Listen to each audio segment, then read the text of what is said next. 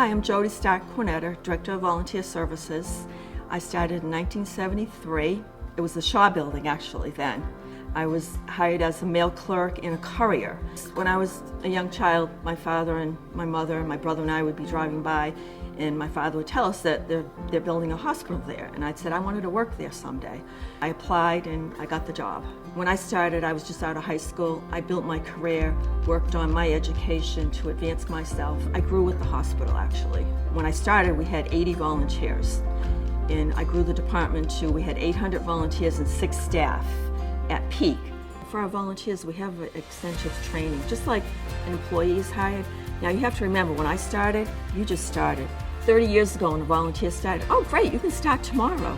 And the person would just come in. We didn't go through, oh, you need a TB test, you need a curry check, you need to have clearance with health services. So it's all different now. And I've been in the volunteer department for 30 years. Many times a volunteer will come in and they'll say, well, how long have you worked here? And I'll say, oh, about 29 years.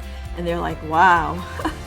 Over the 50 years, I've seen a lot of changes, from the development of technology, from having an answer machine added to your telephone to getting a desktop computer. First we had beepers, and now I have my work cell phone. Recently, I had to get a new pair of scissors. I had the same scissors all those years. My name is Alicia Wieringa, and I'm the Senior Director for Patient Family Centered Care, and I've worked with Jody since 2012. So Jody is the mayor of UMass. Everyone knows who Jody is. If you have a question, if you need a tour, Jody is the one that we all go to. Anything we ask of Jody, she is ready to give a helping hand in anything she does. And my typical day now is I oversee the volunteers. I interview them. What I try to do is make sure it's a good match. We don't want to just say, oh, Jen wants to volunteer. It has to be the right match.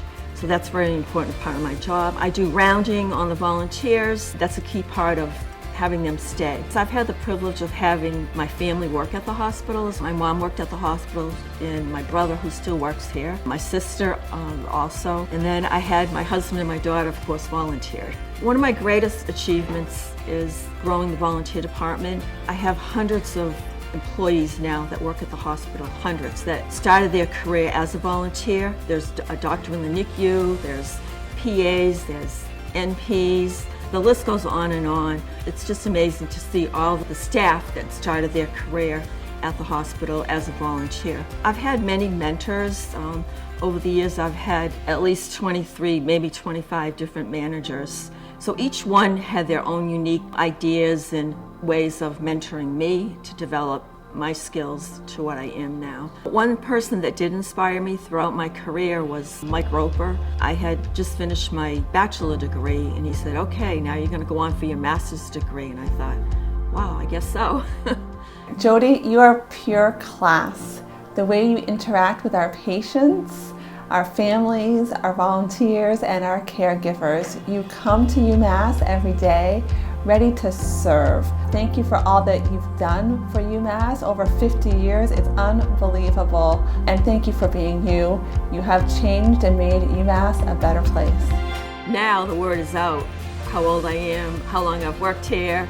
And the next question when I go back to work is going to be, oh, when are you going to retire, Jody? When I do retire, I want to leave my department in a good position to move forward. UMass has been like my family, really. Why have I worked here for 50 years? You're probably wanting to know. It went by like a flash. It just didn't seem like 50 years. It's been wonderful, really.